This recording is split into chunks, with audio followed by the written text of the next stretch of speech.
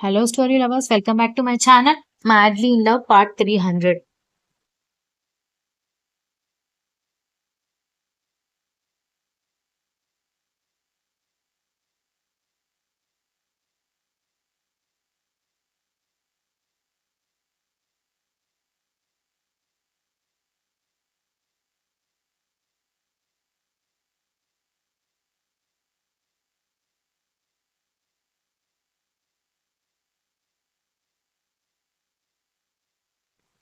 ఉదయాన్నే దక్ష మెలకువ వచ్చి వెంటనే డోర్ ఓపెన్ చేసి ఎవరూ లేరని కన్ఫర్మ్ చేసుకుని వెళ్ళబోతూ ఉంటేనే ఆగాగు ఎక్కడికి వెళ్తున్నావని దీక్షిత వాళ్ళు రాగానే అబ్బా ఎవరికి డౌట్ రాకుండా బయటకొచ్చాను కదా ఎప్పుడప్పుడు బయటకొస్తానా అని కాచుకుని కూర్చున్నారా అని అడిగింది.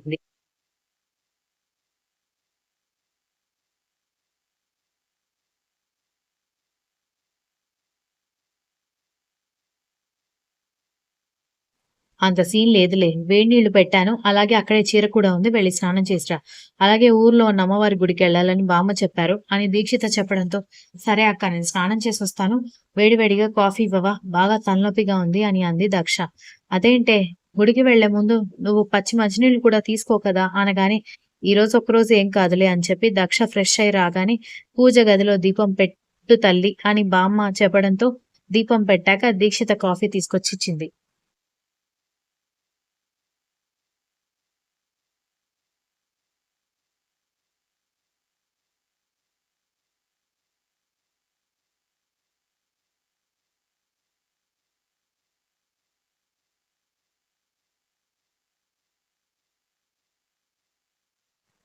ఇంతలో శాడిస్ట్ బాబు కూడా ఫ్రెష్ అయి రావడంతో దక్ష కన్నా కిందకొచ్చాడు. వాడికి కూడా కాఫీ ఇవ్వు. నేను గుడికి వెళ్ళడానికి కొన్ని వస్తువులు సిద్ధం చేసుకోవాలని బామ్మ చెప్పి వెళ్ళిపోయింది. దీక్షిత బాబు ఏడుస్తున్నాడని వెళ్ళిపోతే వీక్ష కూడా పాప ఏడుస్తుందని వెళ్ళిపోయేసరికి దక్ష తల కూడా ఎత్తకుండానే తల ఆడించి వంటగదిలోకి వెళ్లి కాఫీ పెట్టి తీసుకొచ్చి కర్ణ చేతికి తల కూడా ఎత్తి చూడకుండా ఇచ్చేసి వెళ్ళిపోవడంతో ఆమె చేయి పట్టుకుని ఏంటి నా వైపు చూడ్డం లేదు అని అడిగాడు అసహనంగా.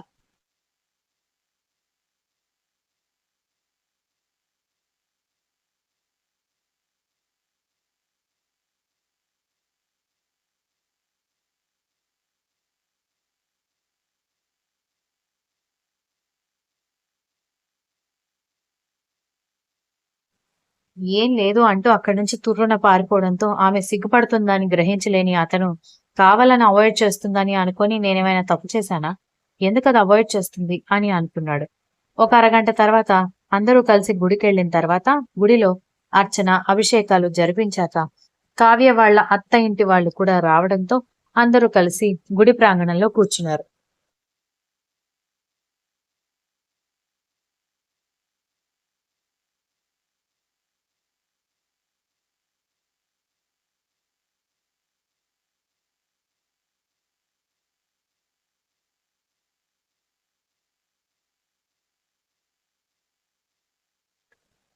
అప్పుడు కూడా దక్ష శాడిస్ట్ బాబు పక్కన కాకుండా దీక్షిత పక్కన కూర్చునుండడంతో 2, 3 సార్లు తన పక్కనే ఉన్న దీక్షిత కొబ్బరి చిప్పలో నుంచి పువ్వులు తీసుకొని ఆమె మీదకి విసిరేసినా ఆమె తన వైపు చూడకపోవడంతో అతనికి చాలా అసహనంగా ఉంది. దాంతో కోపంగా ఏం చేయాలో తెలియక నాకు ఆఫీస్‌కి టైం అవుతోంది. నేను వెళ్తాను అనగానే ఈరోజు ఆఫీస్ ఏంట్రా? అని విరాట్ అడగడంతో అకాడమీలో పనులున్నాయి. టోర్నమెంట్స్ దగ్గరికొస్తున్నాయి కదా! వెళ్ళాలి అని అంటూ ఉంటే సరే అందరం రెండే కార్స్‌లో వచ్చాం కదా! నువ్వెలా వెళ్తావ్? నేను నిన్ను డ్రాప్ చేసి, నేను మళ్ళీ గుడికొస్తానులే అని అన్నాడు విరాట్.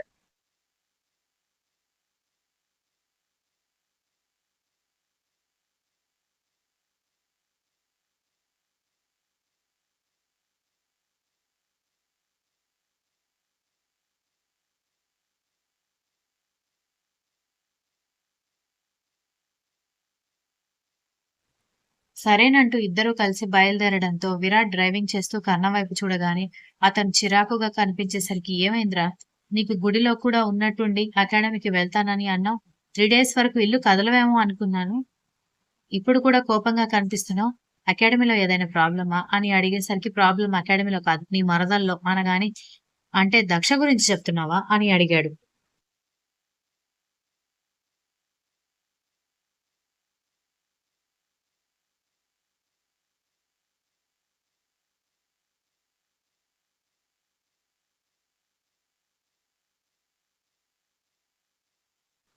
అవును అని కర్ణ చిరాకుగా చెప్పేసరికి, అదేంట్రా నిన్న నైట్ హ్యాపీగా స్పెండ్ చేసి ఇప్పుడిలా మాట్లాడతావేంటి అనగానే, నేను కూడా అదే ఎక్సైట్‌మెంట్‌తో బయటకొచ్చాను కానీ ఏమైందో తెలీదు. నన్ను అవాయిడ్ చేస్తోంది అనగానే, ఏంటి? అన్నాడు విరాట్. అవును. నన్ను చూడగానే ముసిముసిగా నవ్వుతుందని అనుకుంటే, నన్ను అవాయిడ్ చేసేసి వెళ్ళిపోతోందిరా అనగానే విరాట్ పగలబడి నవ్వుతూ ఉంటే, నీకేమొచ్చింది? అది నవ్వుతుందనుకుంటే, నువ్వెందుకు నవ్వుతున్నావు? అని అడిగాడు కర్ణ.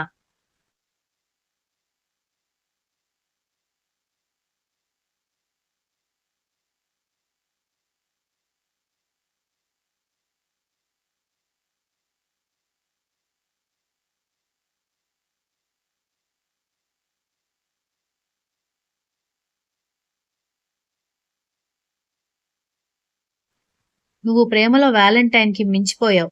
'దేవదాస్' కంటే అమరమైన ప్రేమ గాని, ఇలాంటి విషయాల్లో మాత్రం ఇంత లో నాలెడ్జ్‌తో ఉన్నావేంట్రా అనగానే, అంటే ఏంటి నీ ఉద్దేశం? అన్నాడు కర్ణ. బుద్ధున్న వాడెవడైనా సరే కార్యం జరిగిన నెక్స్ట్ డే రోజు పెళ్ళాం అవాయిడ్ చేస్తుందని ఇలా కోపంగా ఉంటారా? అనగానే, అది అవాయిడ్ చేస్తుంది కాబట్టే కోపంగా ఉన్నాను.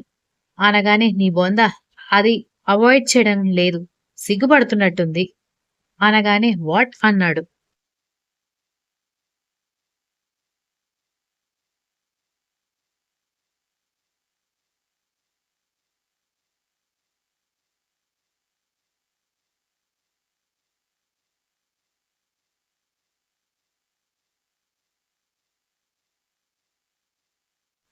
అవును.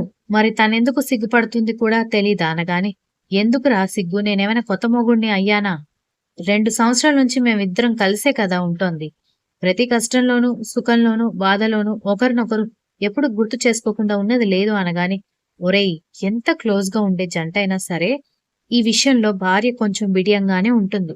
దానికి చాలా కారణాలుంటాయి.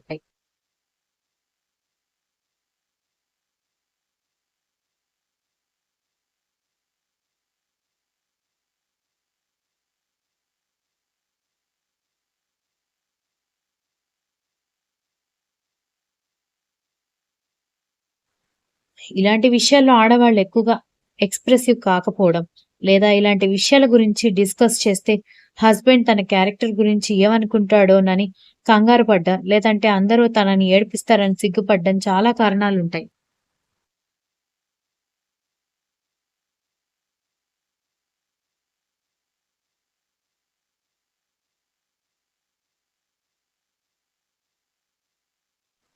అందుకే తను నీతో ఐ కాంటాక్ట్ మిస్ చేస్తోంది. ఈ మాత్రం దానికి అవాయిడ్ చేస్తుందని నీకు నువ్వే డిసైడ్ అయిపోయి కోపంగా వచ్చేసావా పిచ్చి వెధవ అన్నాడు విరాట్.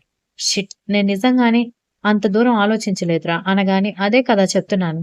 కొన్ని విషయాల్లో చాలా జీనియస్‌గా ఉంటావు. కొన్ని విషయాల్లో అసలు నీ బ్రెయిన్ పని చేస్తుందో లేదో కూడా అర్థం కాదు అన్నాడు.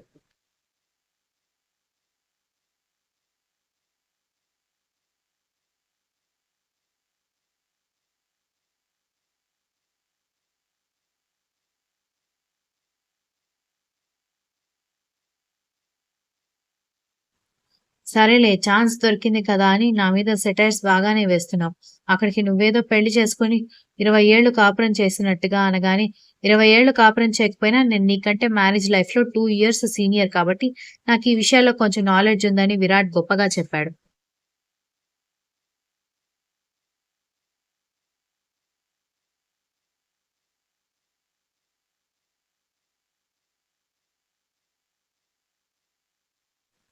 తెలంగాణ గవర్నమెంట్‌కి రికమెండ్ చేసి భారతరత్న ఇప్పించమంటావా? అని వెటకారంగా అనగానే, అంత వెటకారం అవసరం లేదులే అని కోపంగా చెప్పి అకాడమీ దగ్గర డ్రాప్ చేసి విరాట్ యూ టర్న్ తీసుకొని వెళ్ళబోతుంటే, ఒరేయ్ ఆగు అని అన్నాడు కర్ణ.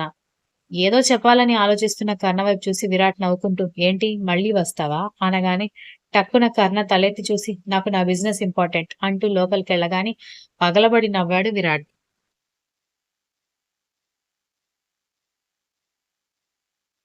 Continues. If you like this story, please like, share, comment, and don't forget to subscribe.